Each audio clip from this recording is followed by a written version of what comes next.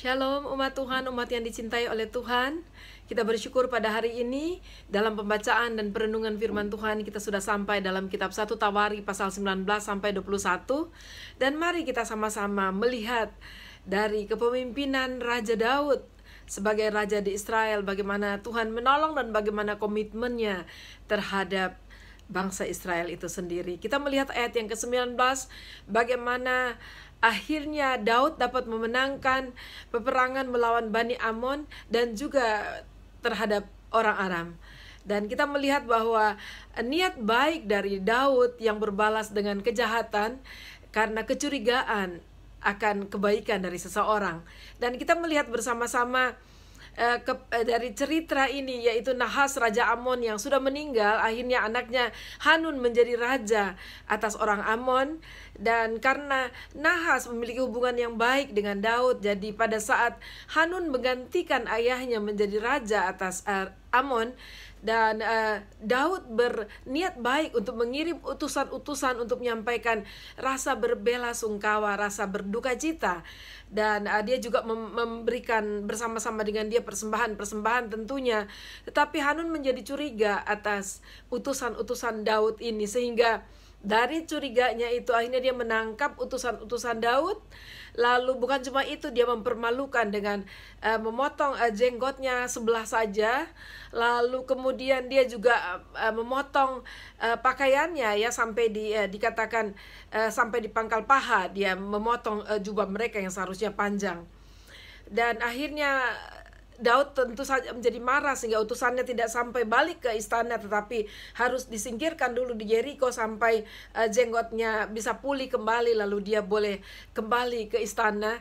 Dan akhirnya karena Hanun merasa takut, Israel menjadi marah, ya, Daud menjadi marah dengan sikapnya. Akhirnya dia sendiri menyewa Aram bersama-sama untuk memerangi bangsa Israel. Tapi kita melihat bahwa Tuhan selalu berpihak kepada apa yang baik, dan terlebih kepada umat Tuhan yang sungguh-sungguh melakukan sesuatu yang baik, bukan kesalahan. Dan Tuhan memihak kepada bangsa Israel, dan tentu saja Israel akhirnya memenangkan peperangan itu. Dan kita maju ke pasal yang ke-20, dan kita juga melihat bahwa akhirnya peperangan dengan Bani Amon berakhir. Israel dapat mengalahkan Bani Amon dan merampasi mereka. Dan juga di ayat-ayat selanjutnya berbicara juga tentang peperangan melawan orang Filistin yang luar biasa dahsyat. Dikatakan bahwa bangsa Israel mengalahkan bahkan mereka-mereka yang keturunan raksasa yang besar. Saudara masih ingat, ya, yang paling terkenal keturunan raksasa yang tinggi besar perawakannya. Wow, itu komandan dan itu prajurit yang gagah perkasa dari Filistin, tapi dapat dikalahkan oleh Daud, yaitu Goliat. Dan ini dikatakan keturunan raksasa, bahkan jari-jarinya, setiap tangan dan kakinya itu ada 6, jadi seluruhnya ada 24 jari.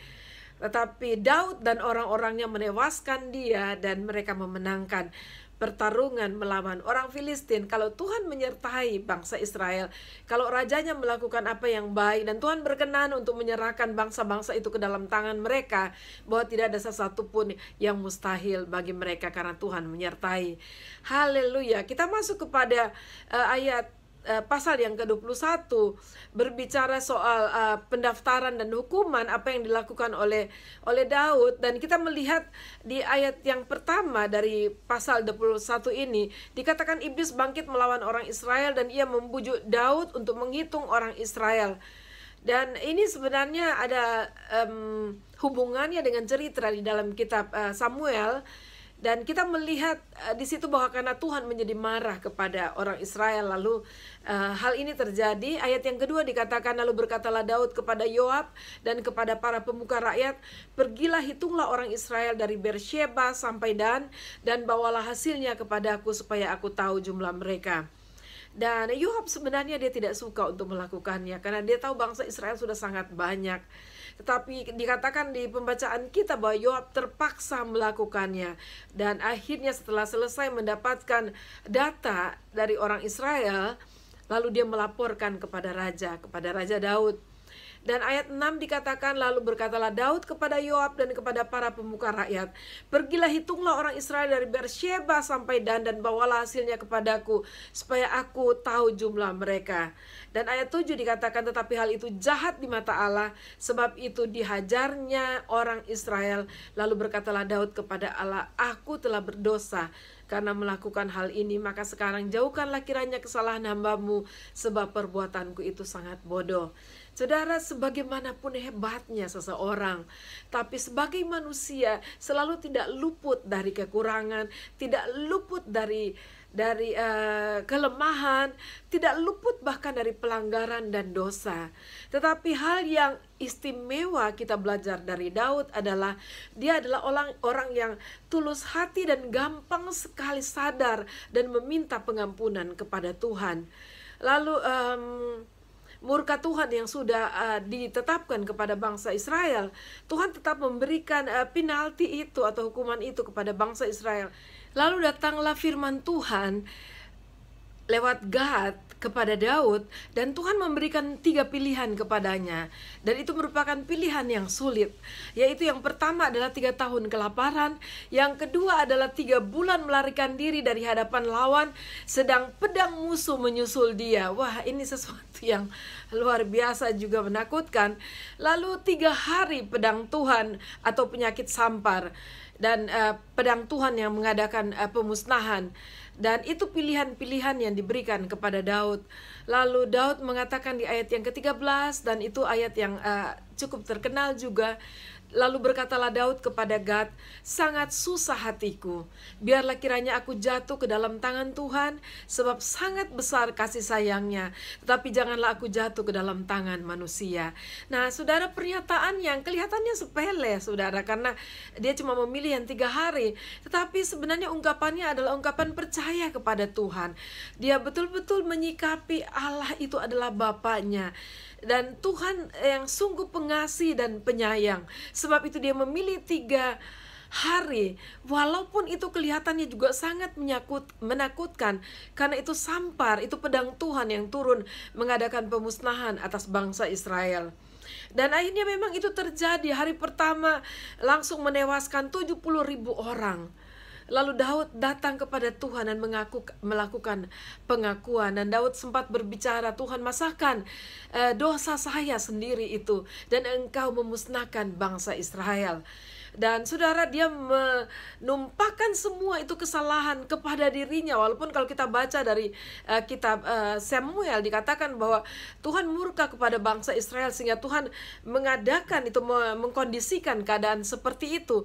Tetapi Daud sebagai pemimpin yang baik, dia datang kepada Tuhan dan dibilang, Tuhan, itu kesalahanku, luputkanlah bangsaku. Dan mereka tidak pantas menerima pelanggaran atau hukuman dari pelanggaranku. Dan akhirnya Tuhan mendengarkan, dan Tuhan menyuruh malaikatnya untuk memberhentikan.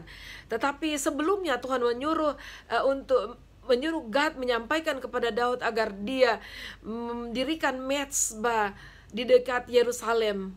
Dan saudara, Daud melakukannya. Dan mezbah itu seperti dikatakan di dalam firman Tuhan, setelah Daud mempersembahkan korban di sana, dan akhirnya tulah itu berhenti. Dan saudara, kita melihat sebagai pemimpin yang baik, Daud dengan segala kegemilangan yang Tuhan anugerahkan kepadanya, tetapi dia tetap manusia biasa. Tetapi yang istimewa adalah dia memiliki ketulusan hati yang sangat kuat dan imannya kepada Tuhan. Dia percaya akan Tuhannya, dia percaya akan kuasanya, dia percaya akan keadilannya, tapi dia percaya juga akan kasih sayang Tuhan terhadap dia dan terhadap bangsanya. Haleluya, mari terus percaya Tuhan, tetap berserah kepada Tuhan sambil kita menjaga diri kita di hadapan Tuhan. Haleluya, Tuhan Yesus memberkati.